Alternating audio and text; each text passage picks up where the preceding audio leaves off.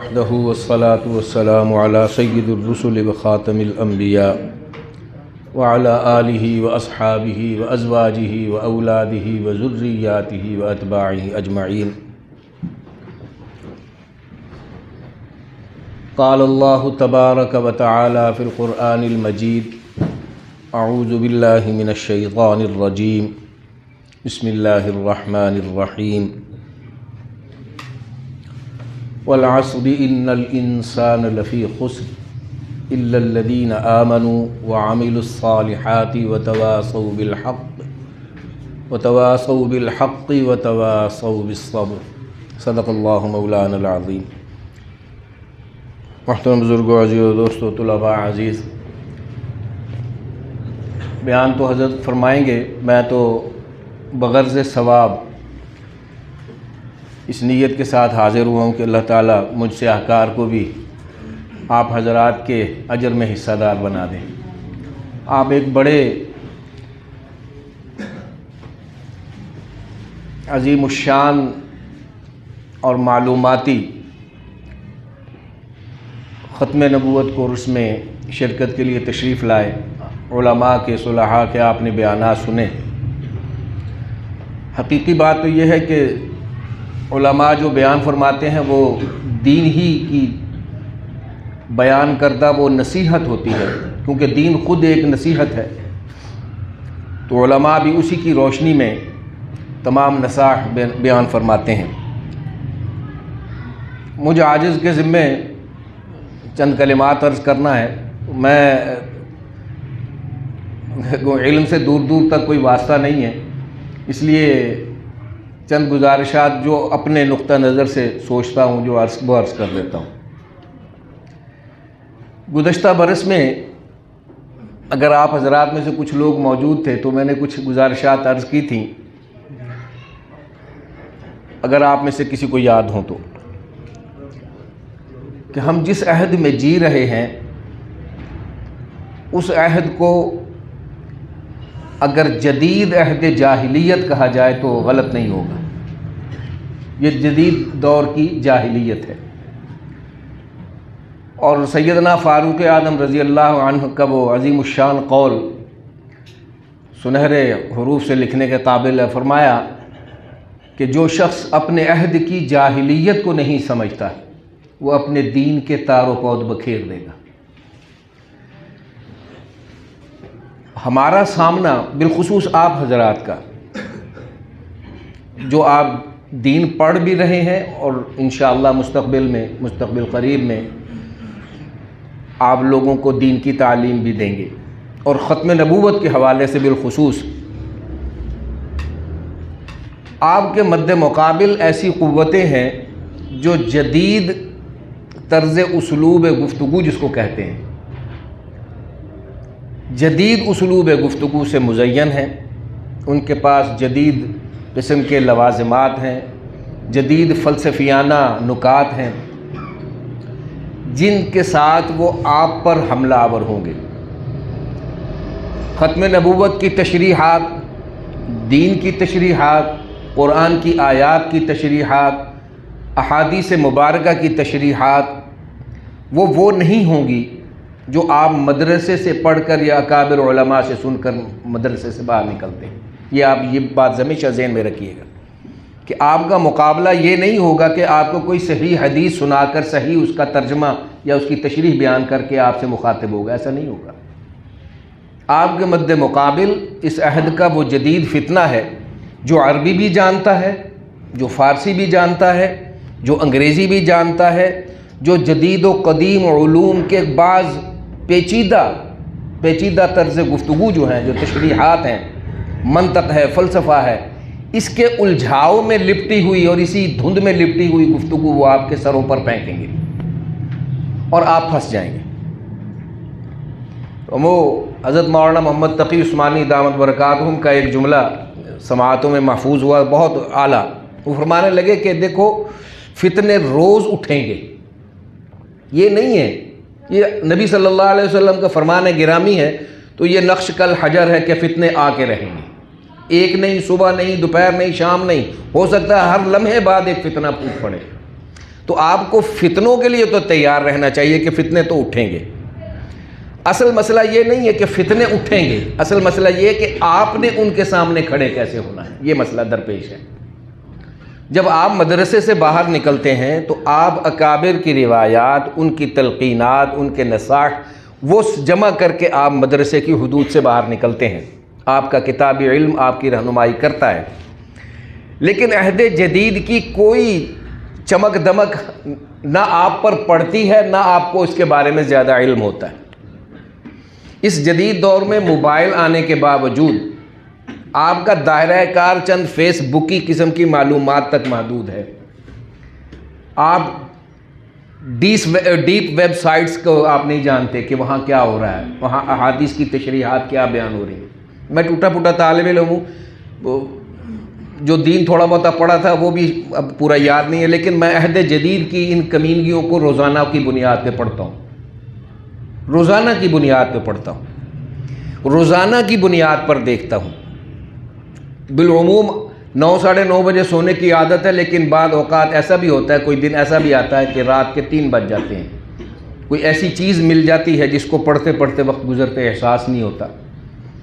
تو میں آپ کی خدمت میں یہ عرض کر دوں کہ ختم نبوت کے موضوع پر اس وقت 3 جگہ پر محاذ کھلے ہوئے ہیں، 3 جگہ پر، اور یہ تینوں آپ کے بیچ میں ہی رہنے والے، کچھ داڑھیوں والے ہوں گے، کچھ بغیر داڑھیوں والے ہوں گے، کچھ کے سروں پر عمامے بھی ہوں گے، آگے پیچھے سرین تک عطریات سے بھی وہ معروف ہوں گے انشاءاللہ تعالی، لیکن ان کا طرز گفتگو آپ کو یہ بتائے گا، ان کا طرز استدلال آپ کو یہ ثابت کرنے کی کوشش کرے گا کہ جو آپ پڑھ کر آئے ہیں نا وہ یک طرفہ ہے، ناقص ہے، اور آپ کے علماء نے آپ کو ایک مخصوص دائرے میں بند کر کے بھیج دیا، یہ آپ کو بتایا جائے گا۔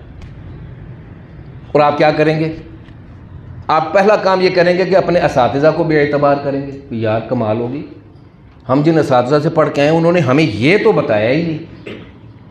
تو آپ نے پہلا کام یہ کرنا ہے، بقول تقی عثمانی صاحب مدظ اللہ العالی وہ فرماتے ہیں کہ آپ نے اسلاف کی بات نہیں چھوڑنی۔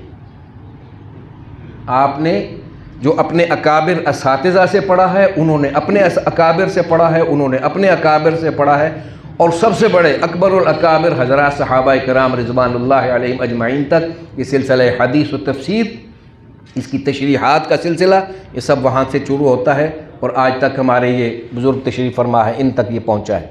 اللہ ہمیں بھی نصیب فرمائے ان کے توسط سے، ان کی برکت سے۔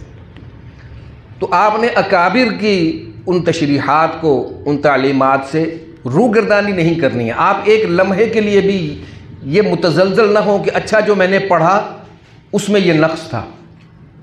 آپ یقین رکھیں کہ آپ نے جو پڑھا وہ درست تھا، اس یقین کے ساتھ گھر سے باہر نکلیں، اپنے مدارس سے باہر نکلیں، جہاں بیٹھیں۔ ہاں مسئلہ کہاں ہے کہ آپ نے مباحث میں کہاں پھنسنا ہے، بحثیں آپ کو کہاں درپیش ہوں گی، جب آپ کہیں بیان کرنے کھڑے ہوں گے، جب آپ اپنا نقطہ نظر انہی اکابر کی بتائی ہوئی تعلیمات کے مطابق بیان کرنے کے لیے کھڑے ہوں گے، تو آپ کے مد مقابل ہو سکتا ہے کہ مجمع میں سے ہی ایک آدمی کھڑا ہو جائے کہ جی اس کا قرآن و حدیث سے ثبوت دیں، قرآن و حدیث سے ثبوت دیں۔ میں آپ کو ایک تازہ واردات سناتا ہوں۔ ایک صاحب ہیں، عالم فاضل، عالم ہیں، عالم دین ہیں، میں دانستہ نام نہیں لے رہا ہوں، لیکن میں صرف ایک واقعہ بیان کر رہا ہوں جو 10-12 دن پہلے کا ہے۔ ان کی گفتگو سن کر یوں لگا کہ اگر میں ابو ذر کا بیٹا یا اس خاندان سے میری نسبت یا کچھ اکابر کی جوتیاں سیدھا کرنے کا موقع نصیب نہ ہوتا تو آپ یقین کیجئے میں ان کی بات پر یقین کر لیتا۔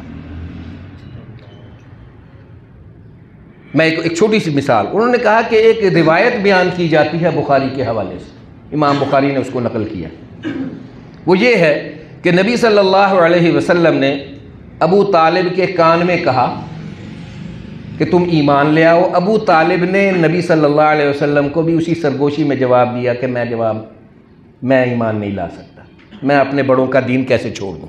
تو یہ بخاری میں روایت ہے۔ اب ذرا جملہ سنیے، وہ فرما رہے ہیں، عالم ہیں، میں یہ نہیں کہہ رہا کہ کوئی داڑھی منڈے نے یہ گفتگو کیا، وہ کہہ رہے ہیں کہ یہ جس شخص نے یہ روایت کی ہے اس کے پاس یہ بات کیسے پہنچی؟ نبی نے تو کان میں کہی، ابو طالب نے نبی کے کان میں کہی، نبی نے ابو طالب کے کان میں کہی، تو اس کا کفر اس بات سے کیسے آپ ثابت کرتے تھے؟ ساری امت کا کسی کو پتہ نہیں چلا، ابو بکر کو پتہ نہیں چلا، عمر عثمان کو پتہ نہیں چلا، ایک روایت کرنے والے کو پتہ چلا، بخاری نے اٹھا کر اس میں ڈال دیا، اب صرف بخاری کو پتہ چل گیا، باقی ساروں کو پتہ نہیں ہے۔ اس کا کیا معنی لیں گے آپ؟ کچھ سمجھ میں آئی بات؟ کیا معنی کہ بخاری بھی فارغ ہے، کہ بخاری میں بھی ایسی روایت آ گئی ہے کہ جو معتبر نہیں ہے۔ اسی طرح اور یہ خاتم النبی قاری طیب صاحب رحمۃ اللہ علیہ کے جملے اٹھا کر لپیٹ دیے گئے۔ حضرت قاری صاحب رحمۃ اللہ علیہ کی بڑی معروف تقریر ہے، وہ فرماتے ہیں، ایک جملہ میں آپ کو بتا دیں، وہ فرماتے ہیں کہ یہ انقطاع نبوت نہیں ہوا نبی صلی اللہ علیہ وسلم پر، یہ ختم نبوت ہوا ہے۔ اب اس جملے کو میرے جیسا جاہل تو نہیں سمجھ سکتا، لیکن یہ جو بیٹھے ہیں اللہ کے فضل و کرم سے یہ 10 گھنٹے اس پر بیان کر سکتے ہیں کہ ختم نبوت اور قطع نبوت کا مطلب کیا ہے، یہ بتا سکتے ہیں، میں نہیں بتا سکتا۔ انقطاع نبوت مراد یہ جو یہ لے رہے ہیں، وہ یہ کہتے ہیں کہ وہ تو آپ خود کہہ رہے ہیں، آپ کے دیوبند کے اتنے بڑے عالم فرما رہے ہیں کہ انقطاع نبوت نہیں ہوا، اختتام نبوت ہوا ہے، یعنی حضرت محمد صلی اللہ علیہ وسلم کے ساتھ ایک نبی کا اختتام ہو گیا ہے، لیکن انقطاع نبوت نہیں ہوا، نبوت تو جاری ہے، نبوت جاری ہے۔ جب انقطاع نہیں ہے تو نبوت جاری ہے، تو پھر غلام احمد قادیانی پر کیا اعتراض ہے کہ وہ نبی نہیں ہے؟ آپ سمجھ رہے ہیں؟ لیکن اگر آپ قاری صاحب کی پوری گفتگو سنیں تو آپ کا مسئلہ حل ہو جائے گا، پوری گفتگو سن لیں تو مسئلہ حل ہو جائے گا۔ ہمارا مسئلہ پتہ کیا ہے؟ ہم پھنس جاتے ہیں انہی جملوں کی تراکیب میں۔ اسی طرح سلسلہ امامت، کیونکہ ہمارے والد رحمہ اللہ میں فرمایا کرتے تھے کہ دیکھو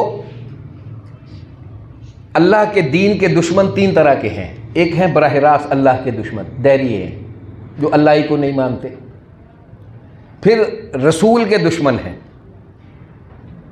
پھر صحابہ کے دشمن ہیں۔ دین دینے والا اللہ، دین وصول فرمانے والے رسول اللہ صلی اللہ علیہ وسلم، اور رسول اللہ صلی اللہ علیہ وسلم سے دین سیکھ کر امت تک ابلاغ کر دینے والے حضرات صحابہ کرام، ان تینوں سلسلوں کی بنیادی کڑی صحابہ ہیں۔ بیچ میں سے صحابہ غیر معتبر ہو جائیں تو کون سی حدیث ہے بھائی، کون سی قرآن کی تفسیر ہے، سب ختم ہے۔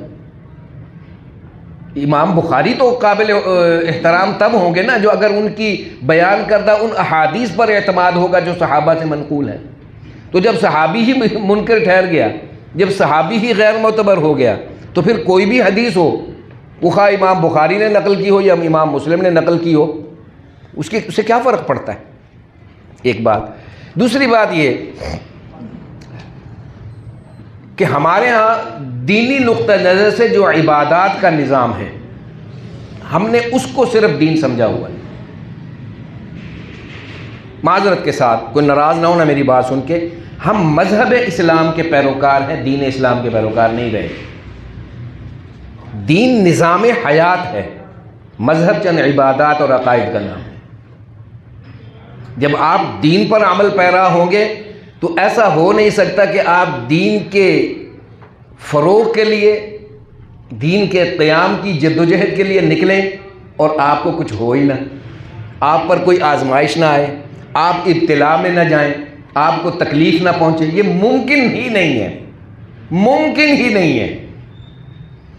اگر صاحب ہدایت سرور دو عالم صلی اللہ علیہ وسلم، جو کہ کائنات کی رؤوف الرحیم شخصیت، کسی کو نہ زبان سے نہ ہاتھ سے کوئی تکلیف نہیں پہنچائی، دشمن بھی معترف کہ ہمیں تم سے کوئی اور تکلیف نہیں ہے، محض ایک قول ہدایت پیش کرنے پر اذیتیں ہیں، محض ایک قول ہدایت، تو آپ تکڑے رہیے کہ آپ ذہنی طور پر، جسمانی طور پر آپ تکلیف کا شکار ہوں گے، ایسا نہیں ہوگا۔ لیکن اس میں کرنا کیا ہے؟ وہ نبی صلی اللہ علیہ وسلم کے فرمان گرامی کے مطابق وَعَلَى الْعَاقِلُ أَن يَكُونَ بَصِيرًا بِزَمَانِهِ، عقل مند آدمی جو ہے وہ ہے تم میں جو بصیرت رکھتا ہو اور دنیا کو دیکھنے کا اور اس کا دائرہ کار بڑا ہو۔ یہی وہ شان نبوی ہے کہ نبی صلی اللہ علیہ وسلم قیامت تک کے معاملات کی پیشگوئیاں فرما گئے۔ یہ بصارت نبوی ہے، اور اسی بصارت نبوی کے زیر تحت یہ تمام علوم دینیہ چلتے ہیں، اور ہمیں بھی وہ بصیرت اور بصارت دونوں کی رہنمائی ملتی ہے، جس سے ہم اپنے زندگی کو بھی سنوار سکتے ہیں اور دوسروں کی رہبری اور رہنمائی کا بھی کوئی قدم اٹھا سکتے ہیں۔ تیسری بات جو میں عرض کرنا چاہتا ہوں مختصراً، میں نے گزشتہ برس میں عرض کیا تھا کہ ہم ایک عالمی دجالی نظام کے کمین ہیں، عالمی دجالی نظام کے ہم، یہ دجالی نظام وہ ہشت پایا نہیں ہے، یہ 1000 پایا نظام ہے۔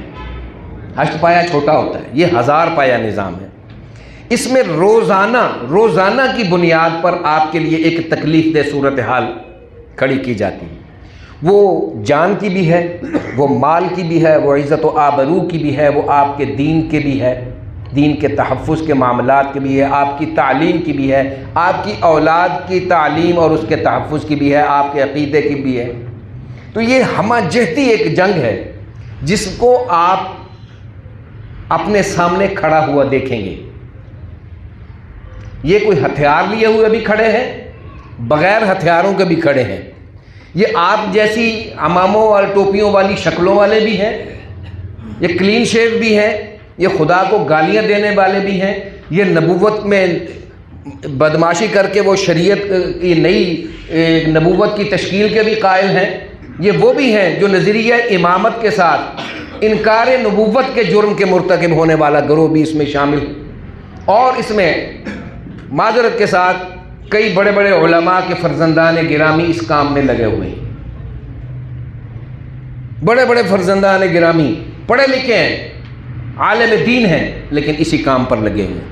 مثال کے طور پر میں آپ کو ایک چھوٹی سی مثال دیتا ہوں۔ میں نے بڑے بھائی جان سید کفیل شاہ صاحب دامت برکاتہم کو میں نے عرض کیا، میں نے کہا چند روز پہلے ایک حضرت اقدس کی ایک پوسٹ پڑھنے کا اتفاق ہوا ہے، وہ فرماتے ہیں کہ آدم علیہ السلام یہ جو گزرے ہیں یہ کوئی پہلے آدم نہیں تھے، ان سے پہلے بھی ایک آدم تھے، یہ وہ آدم ہیں جو قرآن میں مذکور ہیں، جو ان سے پہلے گزرے ہیں ان کا قرآن میں ذکر نہیں ہے۔ کیا خیال ہے آپ کا؟ آپ نے کہیں پڑھا ہو تو مجھے بتا دیں، یہ حضرت بیٹھے، میں ان سے درخواست کرتا ہوں ہمیں بھی سمجھا دیں۔ یہ شیخ الحدیث کے فرزند کی گفتگو سنا رہا ہوں آپ کو، اور انہوں نے 3-4 کتابوں کے حوالے دیے ہوئے بیچ میں کہ اس میں بھی مذکور ہے۔ اس عہد میں اس گفتگو کا کوئی تک ہے؟ اس عہد میں کہ جب لوگوں کو اپنے ایمان کی جان کنی کا مرحلہ درپیش ہے، آپ یہ گفتگو فرما رہے ہیں۔ ایک حضرت فرماتے ہیں کہ وطر کے وجوب پر میں تو قائل نہیں ہوں، وجوب وطر کا میں قائل نہیں ہوں۔ آپ کیا سمجھتے ہیں کہاں کہاں ضرب پڑ رہی ہے؟ کیا روئیں گے آپ؟ ابھی حال ہی میں آج سے 6 دن پہلے لمز یونیورسٹی کا ایک پیپر شائع ہوا ہے۔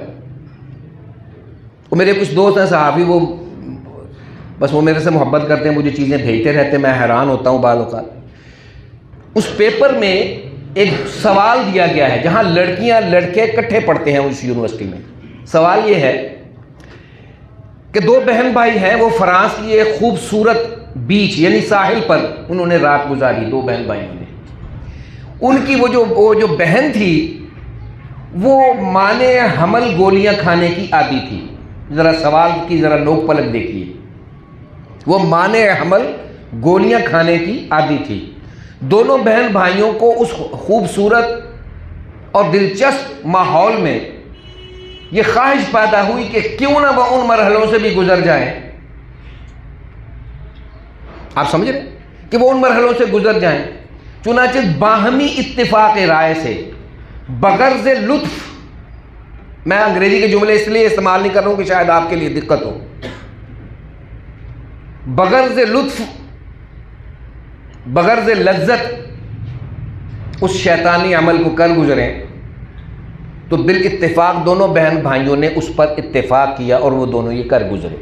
یہ سوال ہے نیچے لکھا ہوا ہے آپ کیا سمجھتے ہیں بطور طالب، آپ کیا سمجھتے ہیں کہ انہوں نے یہ عمل کیوں کیا؟ آپ سوال کو سمجھیں، اس سوال کی گہرائی پر غور فرمائیے، کتنا تباہ کن سوال ہے کہ وہ لڑکی جو ہے وہ پڑھ رہی ہے کہ ایک بھائی نے اپنی بہن کے ساتھ ساحل سمندر پر ایک پر لطف رات گزاری ہے، اور وہ مانع حمل گولیاں، یہ بریکٹ میں ہے، وہ مانع حمل گولیاں بھی کھاتی تھی. یعنی کہ اگر کوئی لڑکی اپنی بھائی کے ساتھ بدکاری کرنا چاہے تو وہ مانع حمل گولیاں کھا کر لے اور کسی جگہ پر لطف زندگی گزارے. حضرت یہ پیپر ہے جی، آج سے 6 دن پہلے کی بات ہے. آپ کیا کریں؟ آپ کا یہ دائرہ کار نہیں ہے، لیکن آپ کا مقابلہ انہی سے ہونا ہے، انہی سے ہونا ہے. میرا بیٹا یونیورسٹی میں پڑھتا ہے، وہ پیپر دے رہا ہے اور اچانک اس کا پروفیسر جو کہ رافضی ہے وہ آ کر کہتا ہے اوے تیرا نام کیا ہے؟ وہ کہتا ہے جی میرا نام محمد وردان ہے. تیرے باپ کا کیا نام ہے؟ میں جس طرح بیان کر رہا ہوں ایز اٹ از، اسی طرح اس نے پوچھا تیرے باپ کا کیا نام ہے؟ اس نے کہا جی نام محمد معاویہ. کہتا ہے یہ کون پاگلوں جیسے بےہودہ نام رکھنے کی تم کو کس نے کہا ہے یہ؟ انہوں نے کہا جی میں نے نہیں رکھا، یہ میرے باپ کا نام ہے. میں تو آج تو 22 سال پہلے پیدا ہوا تھا، میرا باپ 60 کی دہائی میں پیدا ہوا تھا، اس سے پوچھیں اس نے کیوں رکھا تھا نام، مجھے کو پوچھ رہے ہیں. تو اس کا تعصب دیکھیں، اس نے میرے بیٹے کے ہاتھ سے وہ پیپر کھینچ لیا، اس نے پیپر نہیں کرنے دیا، اس کو پیپر کھینچ لیا. یہ ہم کو سامنا ہے، یہ ہمیں سامنا ہے. آپ جب باہر نکلیں گے، آپ کے جب مقابلہ ہوگا تو آپ اپنے جیسے لوگوں سے شاید مد مقابل ہو پائیں، لیکن وہ طبقہ جو آپ کی شکل دیکھتے ہی ایک دائرہ کار کو یعنی کہ فکس کر لیتا کہ اچھا یہ مولوی یہ ہے، اس کے لیے آپ کے پاس کیا حل ہے؟ کوئی حل نہیں ہے آپ کے پاس. میری آپ سے درخواست ہے، جو میں نے عرض کیا کہ ایک دجالی نظام کے ماتحت ہم زندگی گزار رہے ہیں، سود ہم کھا رہے ہیں. نبی صلی اللہ علیہ وسلم کی پیش گوئی پوری ہو رہی ہے کہ جو سود نہیں بھی کھائے گا لیکن گرد و غبار اس پر پڑ رہا ہے، ہم پر پڑ رہا ہے. ہماری روزیاں بے برکت ہیں. ہاں جی، فقیہ وقت بھی اس میں ڈوبا ہوا ہے، جتنی چاہے حلال روزی کھا لے، نظام اسی سودی نظام میں جی رہے ہیں. مدارس کے بھی بینک اکاؤنٹ ہیں بھائی صاحب، کیا کریں؟ سیونگ نہ بھی ہو، کرنٹ اکاؤنٹ ہی ہو، ہیں تو بینک میں، وہاں بیت المال کا حلال طیب مال تو نہیں پڑا ہوا، آپ کی کرنسی اسی میں مکس ہوتی ہے. وہ آپ کے کرنٹ اکاؤنٹ سے بھی پیسے اٹھا کر اسٹاک ایکسچینج کے جوئے میں لگا دیتے ہیں، آپ کا حلال طیب پاک مال بھی حرام کے کھاتے میں جاتا ہے. تو گرد و غبار تو مجھ پر اور آپ پر بھی پڑ رہا ہے. تو کوئی یہ دعویٰ نہیں کر سکتا کہ ہم متقیان امت ہیں. ہم یہ نہیں کہہ سکتے. ہاں ہم گنہگاران امت ہیں اور اللہ سے توبہ کرتے ہیں کہ اللہ اس میں ہمارا عمل دخل اتنا ہی ہے کہ ہم اس میں جی رہے ہیں، ہم اس عہد میں جی رہے ہیں. آخری بات آپ سے عرض کر دوں، جب آپ یہاں سے جائیے تو میری ایک درخواست ہے، مطالعہ کو کبھی زندگی میں مت چھوڑیے، مطالعہ کبھی مت چھوڑیے، اور اپنے اکابر سے تعلق کبھی مت چھوڑیے. کوئی مسئلہ ہو، کوئی دقت آ جائے، اپنے استاد کا دامن کبھی نہ چھوڑیے، جا پہنچیے اور استاد کی خدمت میں دوزانو ہو کر پوچھے کہ حضرت یہ مسئلہ آن پڑا ہے، فرمائیے میں کیا کروں. آپ اگر استاد کو اپنے خود عقل کل بننے کی اگر ہم نے کوشش کی تو ہم مارے جائیں گے. میں آپ کو بتا دوں، آپ 10,000 کتابیں مطالعہ میں لے آئیں، 10,000 نہیں 10 لاکھ پڑھ لیں. مجھے یاد ہے میرے والد رحمہ اللہ نے ان کو مطالعے کا ذوق بے پناہ دیا ہوا تھا، بے پناہ مطالعہ فرماتے تھے. لیکن اس کے باوجود مجھے یاد ہے کہ ایک دفعہ ایک کتاب، مجھے کتاب کا نام تو یاد نہیں، انہوں نے کتاب اٹھائی اور ہم خیر المدارس گئے اور حضرت مولانا خیر محمد صاحب جلندی نور اللہ مرقدہ کے گھر ہم حاضر ہوئے. حضرت بیمار تھے، ظہر کے بعد کا وقت، اور ہم اس وقت حضرت کو اطلاع ہوئی تو حضرت فرمایا بھیج دو. تو انہوں نے آتے پوچھا حافظ جی خیر سی؟ میرے ابا جی سے کہیں حافظ جی کہتے تھے میرے ابا جی، حافظ جی خیر سی؟ انہوں نے کہا حضرت ایک مسئلہ درپیش سی، میں جناب کی خدمت اس واسطے حاضر ہوں کہ میری بات. حالانکہ میرے باپ کو اس وقت تک کم و بیش 30 سال ہو گئے تھے مطالعہ کرتے ہوئے. وہ اپنے آپ کو عقل کل سمجھتا تو وہ اس کی تشریح کر لیتا. انہوں نے کہا نہیں، میں استاد کی خدمت میں جاتا ہوں. عین ممکن ہے ایک تشریح میں کر رہا ہوں، ایک اس میرا استاد بتائے گا، تو میرے استاد کی بات کی ہوئی مستند ہوگی، اور اگر وہ میری تائید کر دے گا تو میری مہر پکی ہو جائے گی. سمجھ رہے ہیں آپ؟ تو اپنی استاد اپنی عقل کے ساتھ جو فیصلہ کریں اپنے تک محفوظ رکھیں، استاد حضرات کی خدمت میں حاضری دیں، اور تمام اشکالات، دینی اشکالات بالخصوص جیسے ختم نبوت کا معاملہ ہے، علماء کے بغیر کسی سے بحث مباحثے کے لیے بغیر نہ جائیں، کسی سے بحث مباحثہ نہ کریں. اسی طرح حیات و ممات کا معاملہ ہے. آپ کیا سمجھتے ہیں یہ چھوٹی چھوٹی چیزیں؟ یہ چھوٹی چھوٹی چیزیں نہیں ہیں. یہ آپ کو لگتا ہوگا حیات و ممات کا مسئلہ چھوٹا سا ہے جی، یہ قرآن کا مسئلہ چھوٹا سا ہے جی، یا حدیث کے بے اعتبار کرنے کا، منکرین حدیث کا مسئلہ چھوٹا سا ہے جی. یہ چھوٹے مسئلے نہیں ہیں، یہ آپ کے پاؤں تلے سے زمین نکال دینے والے معاملات ہیں. اس لیے بہتر یہ ہے اپنے اکابر اساتذہ سے مشاورت میں رہیں، ان سے درخواست کریں، اور یہ نہیں کہ 6 مہینے کا، کوشش کریں کہ مہینے میں ایک دفعہ آپ کے استاد سے ضرور ملاقات ہو، کم کوشش کریں، اور ان کی خدمت میں بیٹھ کر جو اشکالات ہیں وہ عرض کریں، وقت لے کر جائیں. ہاں، استاد کے آرام کا بھی خیال رکھیں، وہ بھی بزرگ ہیں پڑھا کے اپنی زندگی کے، ان سے وقت لے کر حاضر ہوں. اور مجھے یقین ہے کہ اگر کوئی حضرت کی خدمت میں فون پر وقت لے کر حاضر ہوگا تو حضرت یہ نہیں کہیں گے یار نہیں میں نہیں مل سکتا، یہ نہیں فرمائیں گے. وہ انشاءاللہ آپ کو وقت دے دیں گے، اور ان کا لحاظ کرتے ہوئے دیگر بھی جو جہاں پڑھ رہا ہے، جس مدرسے میں پڑھ رہا ہے، اپنے استاد سے رابطہ رکھیں. اور آخری نصیحت یہ عرض کروں گا کہ عہد جدید کے تصورات کو سمجھنے کے لیے انگریزی زبان آپ پڑھتے نہیں ہیں اس لیے کہ آپ کو بتایا گیا کہ یہ حرام ہے. یہ حرام نہیں ہے میرے بھائی، اگر آپ سیکھ لیں گے تو کوئی گناہ نہیں ہوگا. یہ صحابہ کرام چائنا تک آئے ہیں، سنکیانگ تک. عقبہ بن نافع کی قبر یہاں ہے چائنا میں، سنکیانگ میں ان کا مزار، ترکیہ میں ہے، انڈونیشیا ملیشیا میں صحابہ کی قبور ہیں. یہ کون سی؟ وہاں تو عربی نہیں بولی جاتی تھی. تو رسول اللہ صلی اللہ علیہ وسلم نے ان صحابہ کرام کو چن چن کر قافلے کا امیر بنا کر اطراف و اکناف عالم میں روانہ فرمایا تبلیغ کے لیے، جو ان علاقوں سے بھی شناسائی رکھتے تھے، ان زبانوں سے بھی آشنا تھے. تو آپ بھی جب بھی مہلت ملے تھوڑی بہتی زبان آشنائی کی کوشش ضرور کرتے رہیں. اللہ تعالیٰ آپ کے لیے بہت آسانیاں پیدا فرمائے. وآخر دعوانا الحمدللہ رب العالمین.